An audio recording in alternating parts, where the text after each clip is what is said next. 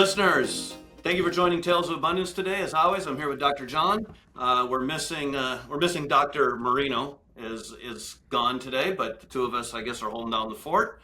So, good afternoon, John. Hey there, how are you? Doing good. Um, well, let's start in current topics, and I was going to share just a headline, and this is from Pew Research, and it is a oops, gotta be smarter than the thing there. All right. Is college worth it is the question. And the article, I won't read the whole article to everybody, but the real big takeaways, John, is 4 in 10 Americans say a college degree is not to or not at all important in order to get a well paid job. Yeah, And I mean, wow, that's, that number is way up from what it used to be, right? it's a big So, turnaround from a generation ago for sure, right? yeah, I mean, definitely. And if we go up here, I found this even more interesting. But 29% of adults say that it's not worth it. Yeah. 47% worth it, but only if you don't have to take out student loans or take out loans. And then only 22% think it's worth it if you have to take out loans. I don't know exactly what the number was a couple decades ago, but it was a lot higher than that. Yeah. Well, So, I think I've got friends that would their kids are through college and say they wouldn't do it again. They wouldn't send their kids to college. And I think that what you get out of college matters, right? And so I think there was a time where if you wanted a certain white collar job, you had to have a college degree to get that job. Like that was a thing for a time in our society. And I think that right now we're seeing a big shift in the landscape. But I do think there's a really value to college as well, and that is in the networks. I think there's two really important skills that I think people should learn in college. One is the ability to think critically and to learn how to learn for a lifetime. And the second is to make networks of people that are going to, help you personally and professionally in your career. But I'm still,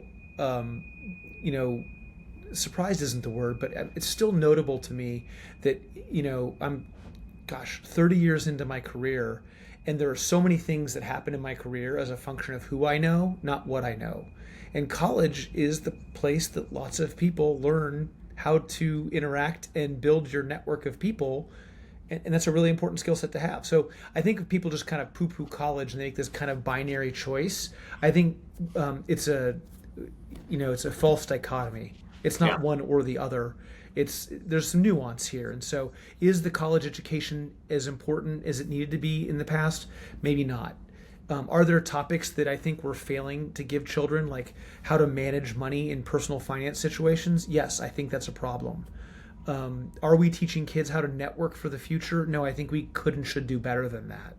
Are we spending lots of time on some subjects that may teach kids how to learn, but don't explicitly teach kids how to learn? Yes, I think that's problematic, and I think that we're leaning too much into what I would call kind of a classical educational model. Not classical with the big C, like classic education. That's an actual term of art and education. But are we leaning into like the liberal arts?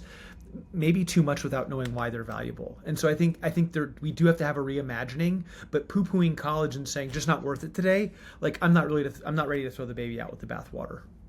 We've been talking a lot about AI. How long before AI is able to teach? Again, I'm not saying it can bring all the wisdom of a professor and all the different things that that human touch brings, but just from a teaching standpoint, how long before it's better? You're saying just teaching as if teaching is only the information. I think that's where the real miss is. I think that a huge part of the teacher's job is to help people navigate group dynamics and the conflict that happens when they have those groups, and getting people to problem solve through different projects at the collegiate level, and helping people to putting students in positions they've got to learn differently. And learn new ways of learning. And so I don't subscribe to the idea that if you can pass a test by finishing the math problem, or that you have learned at the college level in the way that we want. And so I think that used to be super clear, I believe, and executed 30, 40 years ago. And we got to this idea, not everyone, But there are people that are like, well, if I know the topic, that's enough. And I think that AI is going to make the topic as unimportant as the kind of basic math equation like the calculator has. I think we've got to elevate our thinking about what we're educating people to do and how they think. Well, I love earlier what you said about teaching people how to think or how to learn, right? Yeah. Let me ask. I don't think I learned that when I was in my undergrad. I mean, you have a lot more college than I do, right? But go back to your undergrad. Was your under was do you feel you learned that in your undergrad? Yeah, I mean, there's some places I really, really did, and there's some places I really, really didn't. Like one of the things I love about the scientific method when I was, a biology student was they teach you the scientific method, which is really important. Right. My experience broadly with engineers is that engineers have a very deliberate way of approaching problems that is systematic. And so I think that there are some things you can do to gain problem solving and learning methodologies that are really helpful.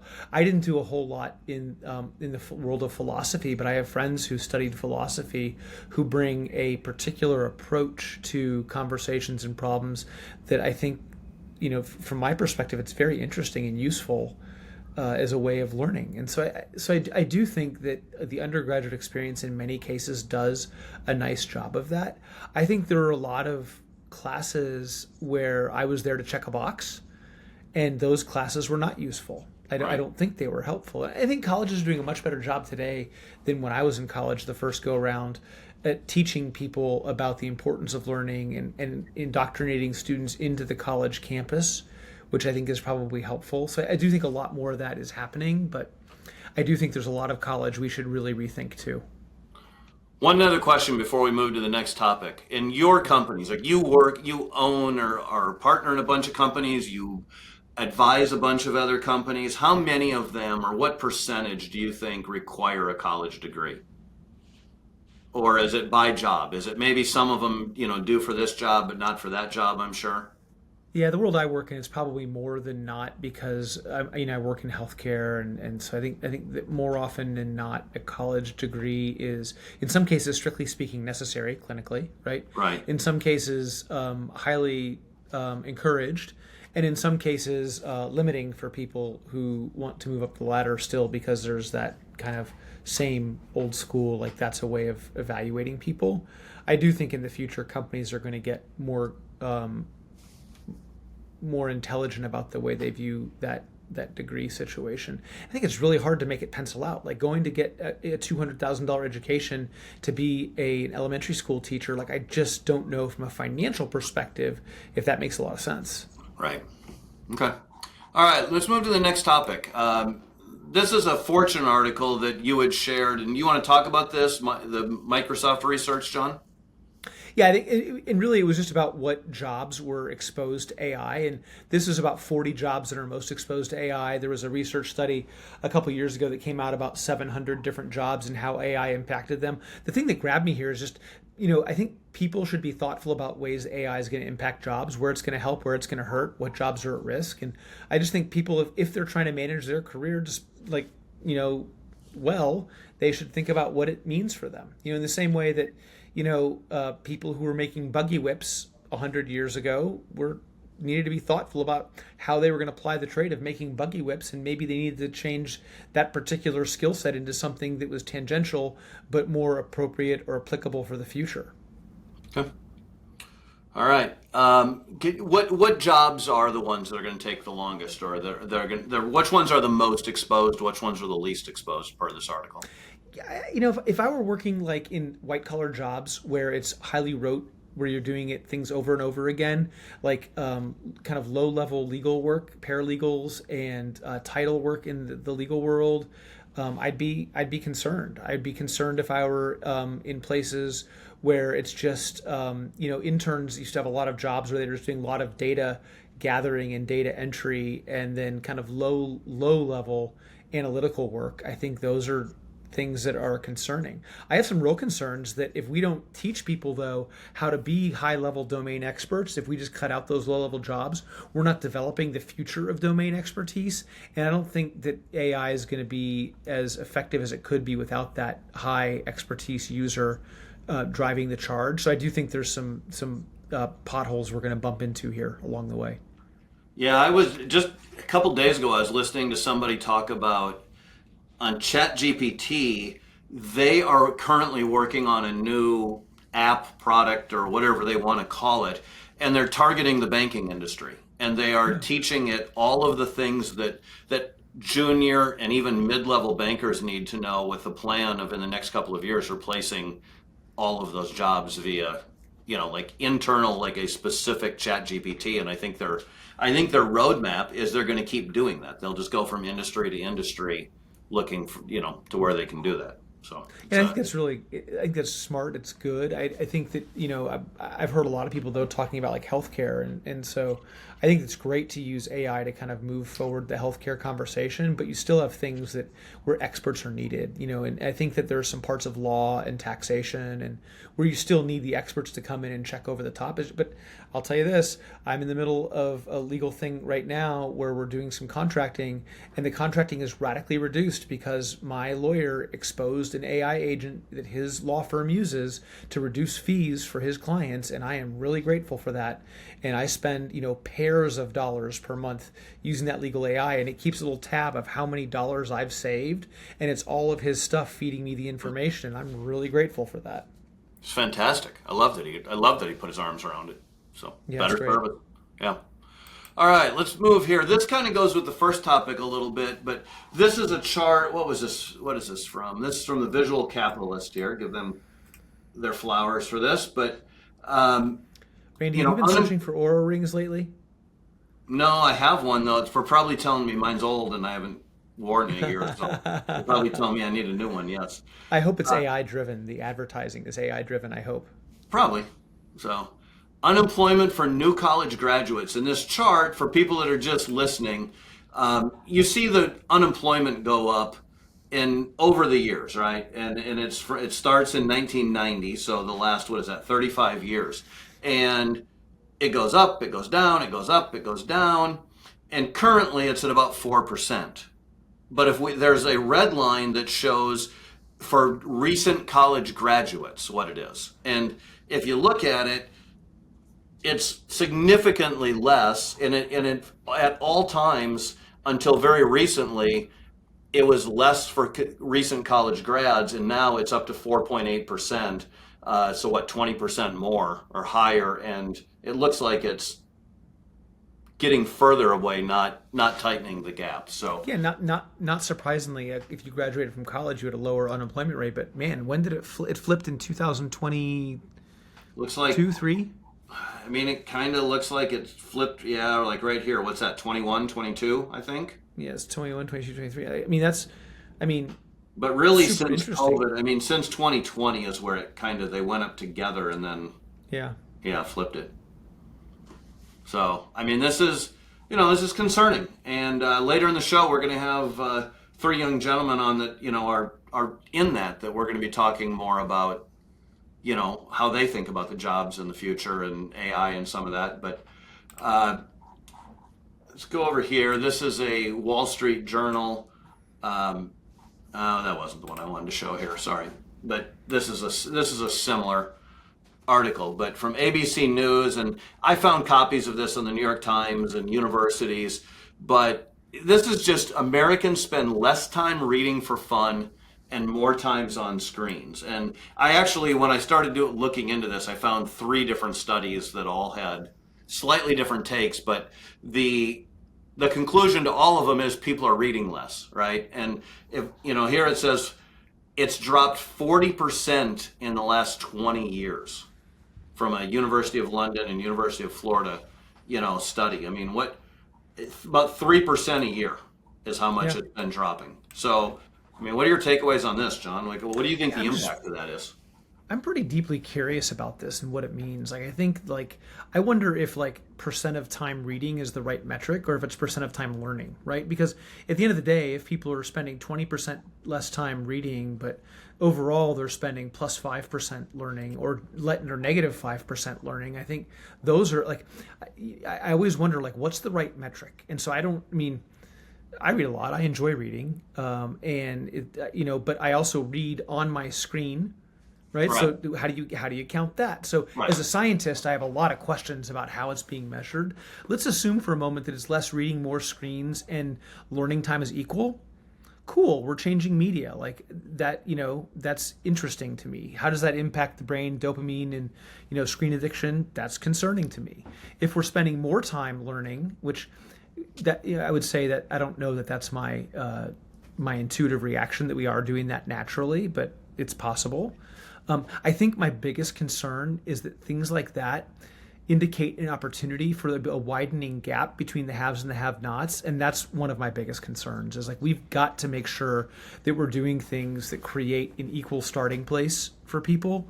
A friend of mine, he was really smart, and he said you can create an equal starting place or an equal ending place, and I'm a real big believer in equal starting places. Right. And so I would want to understand that and how that creates a gap in starting places, and then make sure we level that playing field for people so that we have better opportunity across the board. Yeah, I'm like you. I'm curious, because I know myself, I'm definitely reading less, but I spend more time listening. If you combine the podcast time and sometimes if I'm watching something on YouTube, I think it's actually increased. Like to me, being able to just be at the gym and listening to a podcast and learning, or a book on tape, I don't know. I wonder if audiobooks are included as well, right? So I wonder a lot I, about that.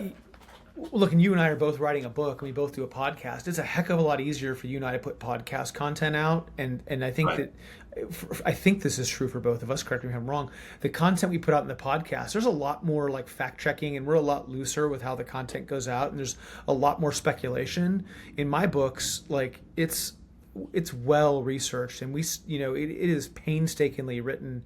Even using AI to outline and do research, it's still a very to write a good book, it takes Right. a minute, right? And so I think that reading, my guess is that I'm mostly getting higher quality material than with podcasting, if I'm the author at least.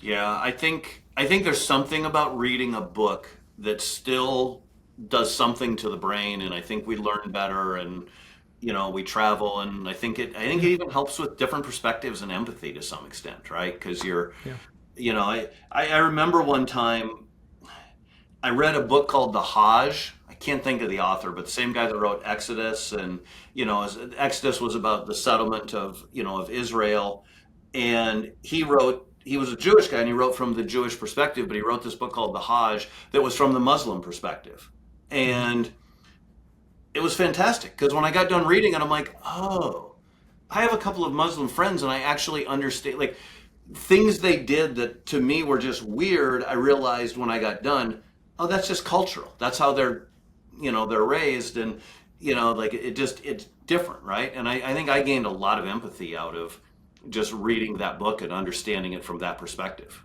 Yeah, I read a book like that was historical fiction, and if you know me, you know that I don't read historical fiction ever. But this was a book about how Masons built massive structures in like 1000 A.D. to 1200 A.D. through generations of a family, and it kind of walked you from father to son to son.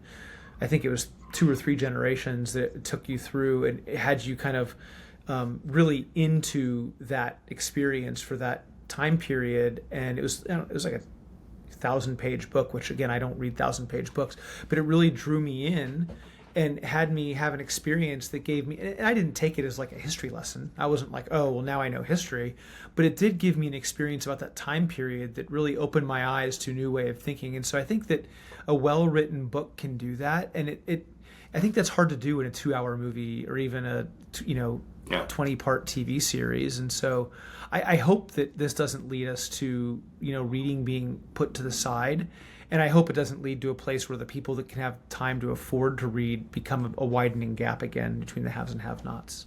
Was that book Ken Follett book or Ken Follett book? I don't know how you say it by chance. I don't know how you Pillars of say the it. I Earth or think it something. was it Pillars of the Worth or Pillars of Time? Or, yeah, it was definitely Pillars of Yes. something. Yeah, good I'm book. gonna look He's, it up. he's one of my favorite authors. I used to read him a lot. I haven't read his stuff in years, so yeah, I was curious. All right, because when you said that, I was like, I think that's what he's talking about. Pillars of the Earth. Yes, it is, and I wouldn't have remembered it unless you had actually. Okay. I think that's what it was, and so yeah. All But right. He has yeah, some other stuff you'd probably like that would fit into your spy that type of area. So My wife calls those bang bang shoot 'em ups, Randy. They're yes, just bang like bang yeah, bang bang yeah. shoot 'em ups. He's got a whole bunch of those that are very good, and a couple spy books. Two of my favorite books I've ever read was his. A Place Called Freedom was a fantastic one Cool. that I read several years ago. But all right, well, I think this is just worth keeping an eye on, right? People are reading less, and are they learning? Is it making us dumber? I mean, I guess that's really the question, right? Well, we're going to get Are, into it now in a couple minutes, right? We've got kids right in the middle of it, from high school and college. right. We've late high school, middle of college, end of college, and we're going to hear from Cole and Van and Dylan, like what's the lived experience right now. Not to say their lived experience is the same as everyone, but I think there is some representation there. It'll be interesting to dive in with them here in a minute. Well, let's go to break so we can come back and talk about exactly that. So, listeners, we'll be right back with Cole, Dylan, and Van. Hey, it's Randy from Tales of Abundance.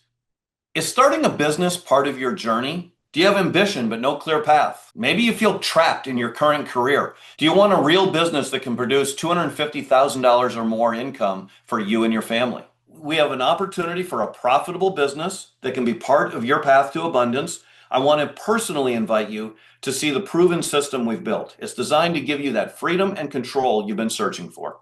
Visit premiumcabinets.com/abundance to learn more. That's premiumcabinets.com/abundance. Listeners, welcome back to Tales of Abundance. As always, I'm here with Dr. John Oberg, and today we have three very special guests. John's son Van, my son Dylan, and a mutual friend of ours, Lou's son Cole, that John and I have both known for, I don't know, a few decades, I guess. And we've been talking a lot about AI lately. And it's been John and Anthony and I, and you're getting the 50, 60-year-old man perspective. We thought we would take some people that are in the middle of it, using it in school, in college, getting, nearing the job market to see what they're saying about it and what they're thinking about it. So quickly, do you each want to just introduce yourselves real quickly? I guess, Van, we'll start with you. Yeah, I'm Vince. I'm a third year at Colorado State University. I major in international relations, and I've been using a ton of AI for work in school recently. Okay, and we'll dig into more about what that is. Dylan, you want to tell a little bit about yourself? Hi there, my name is Dylan. I am a student at Tarleton State University. I'm studying kinesiology, and like Vance, I've been using AI a lot more in the past couple years. Okay, Cole? Hi, my name's Cole. I'm a 16-year-old and I go to Bishopmore High School. And like them, I've been using AI pretty much in the past year and a half or so for homework. Okay, great. Van, tell us, you said you've been using it a lot. How are you using it? Tell us a little bit about how you're using it and what you find useful. I find it extremely useful for helping me prepare for exams. That's probably one of my main reasons I use it. I will use it to take notes. I will use it to relay notes and simplify notes, and also just simplify textbooks, and more so just aspects of learning. It's a really good tool to simplify everything, explain it in a different way, a way that helps me learn better. Okay, can we dig into that for a minute, Van? You said you have it. Okay, take notes. What do you have it? You record and then put the transcript in, or how do you do that? Yeah, so you can either record or put a transcript in. Some professors will automatically have a recording, and you can take that transcript and just have it put into AI, and it's simplifies it down to just a few bullet points. Are they doing that for live classes too, Van, where you have someone like recording in a live classroom? There's usually that's where they come from. Wow, Cool. What that's what cool. AI are you using for that? I'm curious what's the tech? It's usually just Gemini or the OpenAI, ChatGPT. And what about you said preparing for tests? Like, how do you use it to prepare for a test? Give us an example, or Yeah. tell listeners a little So bit how you do that. if my Spanish professor, he will email us out sometimes before exams, little study guides, but there are times where he doesn't do that or if he gets to do that. And so I will take what we do from the homework and I will put that into AI and I will have it, I will tell it, hey, I have a test that I am studying for. I need a study guide and it'll print one right out. Wow, I love that. That's smart. That's smart. Have, So, have you tried talking to it in Spanish? No, That'd be pretty cool. I haven't tried either. It works. I said something in Spanish the other day. I don't remember what it was. It was broken Spanish. Oh, it was my answering service. And I tested to see if it'd work in Spanish, and it wouldn't respond in Spanish, but it understood me. So it, it at least does That's that. fun. So That's Dylan, cool. tell us about how you've been using it. I use it to help me save time a lot. A lot of my classes want me to read very long articles, analyze them, so I'll have ChatGPT do that for me. It'll give me like a simplified version, and if I need more, I can always ask it to do more or less. But I currently work about 30 hours a week on top of an internship, juggling social events and school. So I would spend hours reading through those usually. But then in the last year and a half, when it got really popular, I started taking advantage of that. And now I have a lot more time on my hands to do stuff like this or get a workout in and stuff like that. So it really just helps me analyze stuff, get things moving a lot quicker. And it helps me understand stuff because I can highlight stuff and be like, can you explain this in a simpler way? Can you explain this at like a 5-year old? So all that really helps me move through school faster. Are Yeah. there things your teachers want you or not want you doing with AI? They don't want us putting the entire assignment in and just saying, do that for obvious reasons. But they do encourage it, but they also have made it known that they don't want us using it just to complete an assignment. They want us to use it to understand it, but they've made comments on saying that like we've gotten a few students that have turned in something completely AI. So they don't want us using it for that, but helping us, they definitely agree with. John, you teach at USC, and I know you encourage AI to some extent, but do you use tools to search if people send stuff in and it's too AI or too much AI? Do you use Yeah, for tools for sure. that? We definitely have tools that search that on the back end, right? That Right. tell you how much AI has been used, and in addition to all of the like regular checks where you go through for plagiarism, there's AI checking as well now, where we see how much of this likely came from an AI. And then it's also really obvious when someone has written something, if they're talking about it in class, you can oftentimes figure out quickly where Okay. they are. All right. Cole, tell us how you're using it. Mine is very similar to Dylan in a way that I kind of use it to save time pretty much. So I'm a student athlete and I practice 4 times a week, and like Dylan said, on top of like the whole social aspect of it and everything, and I'm involved in multiple clubs. And I go to a Catholic high school, so instead of the typical 6 classes, we have 7. We Because there's a religion class, and that's probably my most work intense class.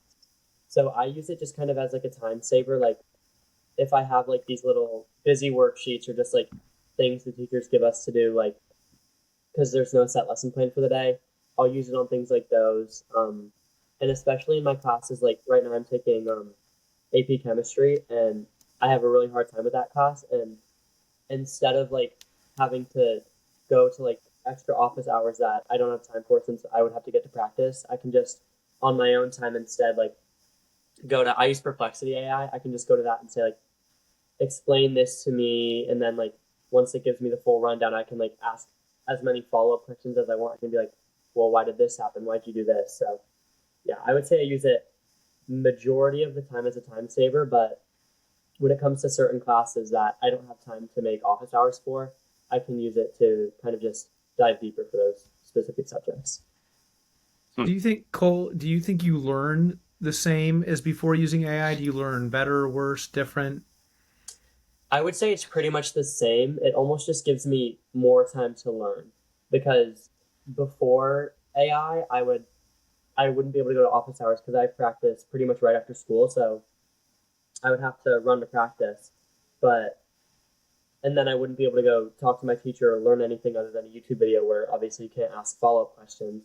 So AI kind of, I'd say I'm the same learner, but it just gives me more time in a day to learn. Like now I can like while I'm eating dinner at like 8 p.m. when my teachers aren't working or answering their emails, I can use it to like break down those subjects that I don't understand much.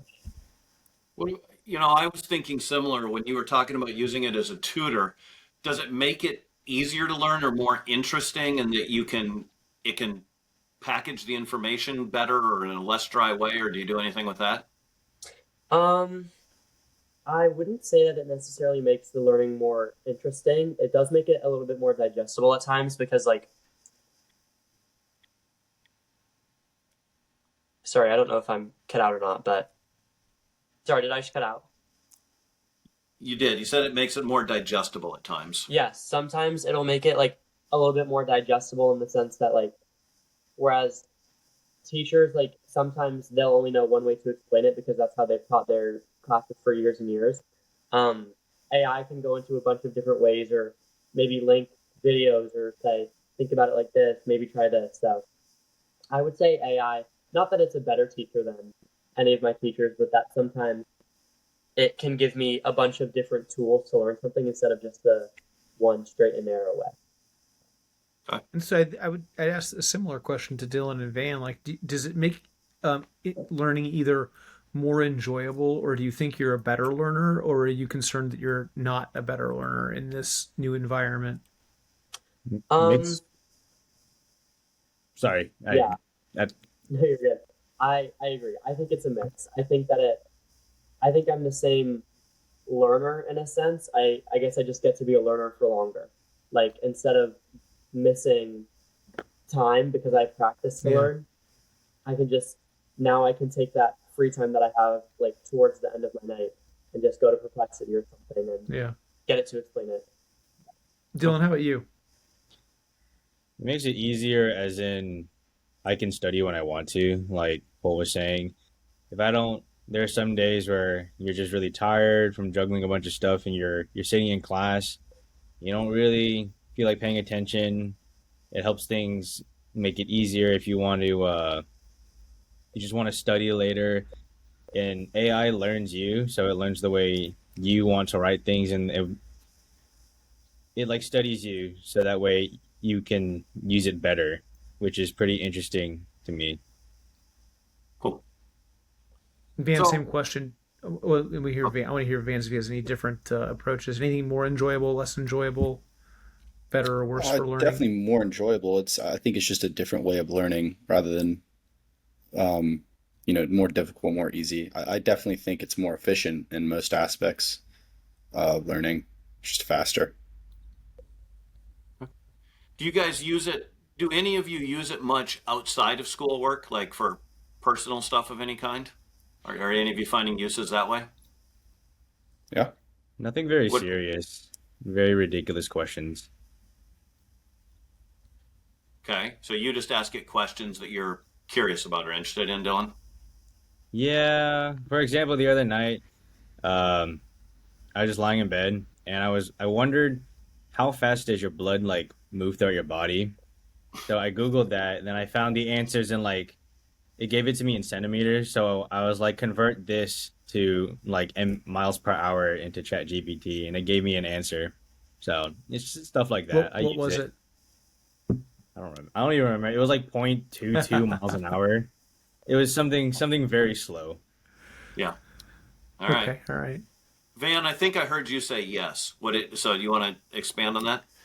Yeah, I just a few nights ago had a conversation with my friend about diets and what kind of vitamins he eats and how he manages his whole dietary plan because he's in a very good shape right now and he tells me he uses AI because he can count all his micros or macros without actually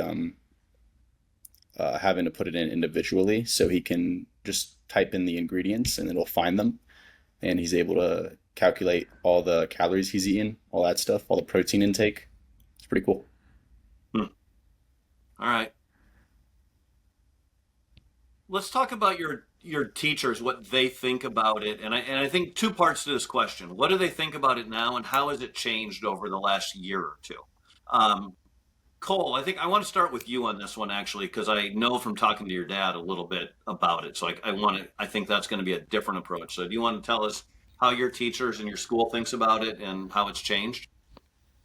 So I would go as like, it's kind of like a spectrum. Every teacher is different. So, for example, last year I was taking AP World History, and it's a course with just like so much random information and, like, oh, there's this, there's this, there's this, and we were asking her, we were like, how should we study for like our final exam? Like, what should we use? And she was like, Well, it's kind of like, and the first thing she said was, "You here's this AI thing, and you ask it to like prepare you a study guide for all the units, and you kind of just copy and paste what you want it to tell you, and then it goes through that way." So there's that approach where some teachers are using it as a study tool.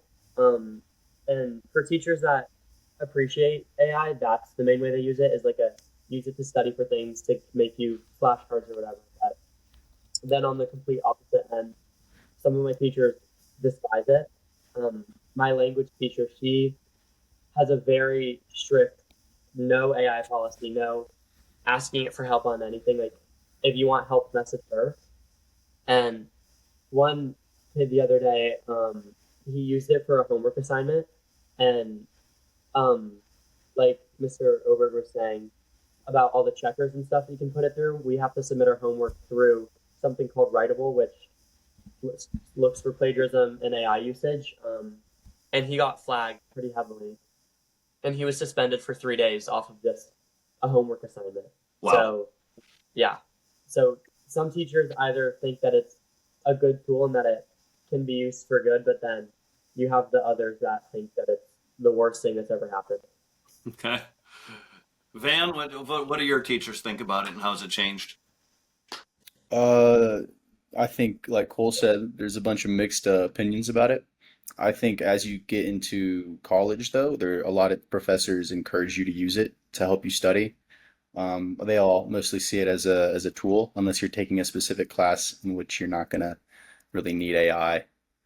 But yeah, most of them just view it as a tool. But back when I was in high school, they all hated it. You immediately failed if you used it. Yeah. Hmm. Dylan, similar or different? Anything different? It's pretty similar. Most of mine encourage it. College professors are more like personal and they are a lot more understanding. So a lot of them do encourage it, but like I said earlier, they're saying to help with the assignment and not have it do the assignment yourselves. And we also have checkers and all that stuff. So Seems to me writing papers would be one of the big uses. I'm assuming that's an area where it's, shall we say, frowned upon to use it. Is that true? Yeah. Yeah. yeah. Okay. That was pretty universal. All right. I assume Does so. that mean you don't use it at all? Like, like I tell students, like if you want to use it for an outline or to figure out like what topics need to go into the paper or how to get it organized, like that just seems prudent to me. That way you don't Yeah, I miss use something that's that. critical. Help it, ask it to find sources, and then I can check the sources and all that stuff, just formatting things. But for the most part, I can play around with paragraphs and be like, help me make this sound better. Then I use what they did, write it in the paper, and just kind of back and forth with that. Okay. Yeah. I'm curious. Have any of your teachers or professors raised their standards or their expectations? Right? Have any of them really embraced it and been like, "Hey, this is what we used to expect. Now, because you have AI, it's gonna be easier to do it, but I expect you to do more." Has anybody seen that at all? No. Not that I No. remember. Yeah, no. Okay.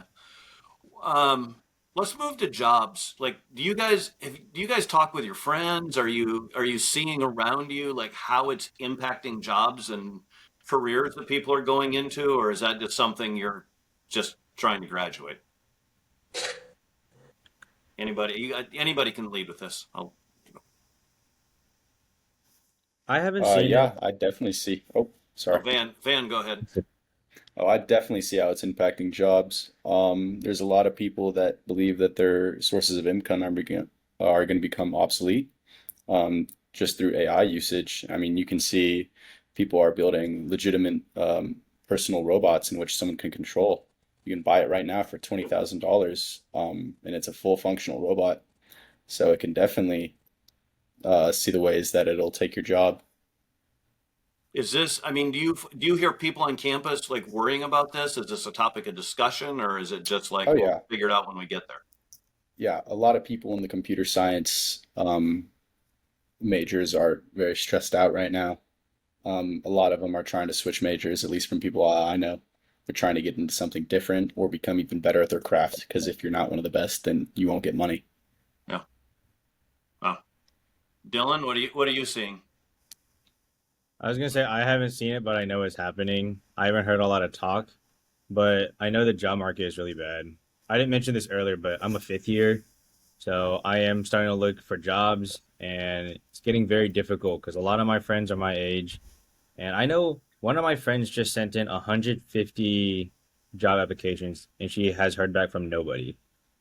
So it's Wow. pretty worrisome, and it like makes me think they probably have like an AI filtering through stuff like that because of how many job applications are being sent in. So Hmm. AI is everywhere, and it's pretty interesting. Didn't you tell me like last summer that some of your friends that were computer science majors were having a hard time finding like junior programming jobs or whatever it is they start out at? Yeah, I mean, my best friend Daniel, he's a computer science major, and he's taking whatever he can get. Like currently, he works at the library at school as an IT job just for his resume, but he's taking anything he can get because there's just nothing. His friends in the major are struggling very hard right now. Okay. Cole, is this, I mean, is this being talked about in high school or are you guys just like, let us enjoy being a teenager for a while? I think right now the focus is definitely just graduate first. Obviously, people talk about what they want to do when they're older, but I wouldn't say, probably just because it seems so far away, but none of us have really talked about like what could AI do to our fields. So it's very interesting to hear like that job security is being threatened because of it. So Okay. Van and Dylan, I mean, are your friends talking more about like what skills to sharpen and how to use AI as a differentiator in your career? Like, is that a conversation happening when your parents aren't around?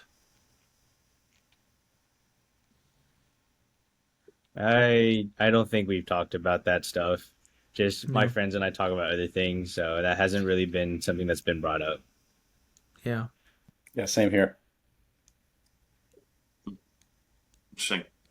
Where do you guys see it going in the future? Do you guys have opinions? Have you thought about where it'll be? And by the future, it could be 2 years, 5 years, 10 years. You pick the time frame. So, I see it changing every year. I have a lot of I didn't mention this earlier, except a lot of my assignments are used with AI because of the professors. They're advanced. Do you have something called Packback? I do not. It's just like this external learning software where it like AI helps you write stuff, and they encourage it through that. But it's changing a lot because that Packback stuff is very new. Currently, for my capstone class, I'm using this AI software to help me basically get a job. It scans my resume and goes through it, tells me what I need to do.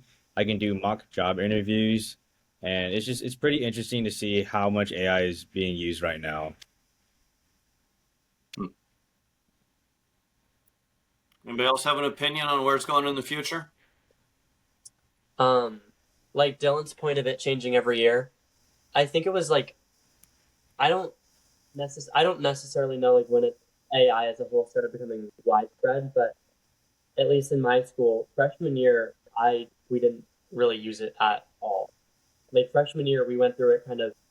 I mean, obvious like the normal modern way of high school. Like if you wanted to look like you had to look stuff up and like nothing was very personalized. But I mean, like within the year, like from May to August, like ChatGPT specifically like kind of became known at our school, and it like transform. I would say like it's night and day, like the difference. Like freshman year, obviously we didn't have a lot of homework, but I had some upperclassmen friends who like they were spending like 4 to 5 hours a night doing homework on top of sports, on top of social things, and like I'd like.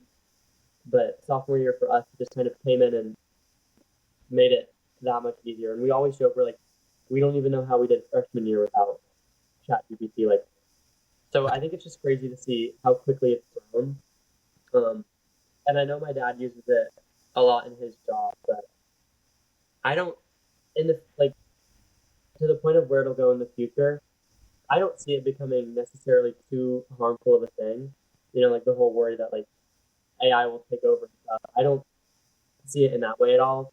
I think it'll just continue to develop as kind of like a helper, like a stepping stone to like maybe help you out on this. I think it'll just get more advanced on what type of like problems it can tackle. All right. Van, you have an opinion? You don't have to have an opinion on this, but if you have one, you're welcome to share it. Yeah, I just think it's gonna, like the other two said, I think its application is just gonna grow. It's just gonna keep advancing. And what I mean by that is we see it now in social media, we see it in transportation, we see it in video games, just the use of AI. So I think we're gonna keep seeing extended uses over those, and we're gonna see eventual changes in uses and just, more widespread. John, do you got other questions for the future here? No, I'm actually really interested to see how things continue to change, though. I think it's going to be, we're at an inflection point. I think this is going to be similar, probably larger than what happened with the internet. And so I'm interested to hear that there's a perspective now. And I think this particular technological development may be more far reaching than what the internet did for how we deal with things. Yeah, I would agree with that. My big takeaway, and I guess I kind of expected, but when I asked if any of your teachers or professors had raised their standards or expected more, I kind of expected the answer, and I'm simultaneously kind of surprised that none of them are taking advantage of that, or, at least there's not one of them out there. So I would hope that'll be one of the next steps as it continues to grow and allow even more. So, gentlemen, thank you very much. This has been great. And we appreciate your insights. We might call on you again in the future. I think it's good for people to hear something different than what John and Anthony and I have to say from, some younger people that are about ready to go out and change the world. And listeners, as always, download, subscribe, tell your friends, go on social media, go to talesofabundance.com. You can find all the episodes there and other tools. Thank you for listening. And Vance, Dylan, Cole, thank you for your time today. Thanks, guys. Thank you. Thank you.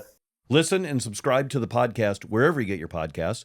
Click follow for more content like this, or go to talesofabundance.com to join our community and get free tools.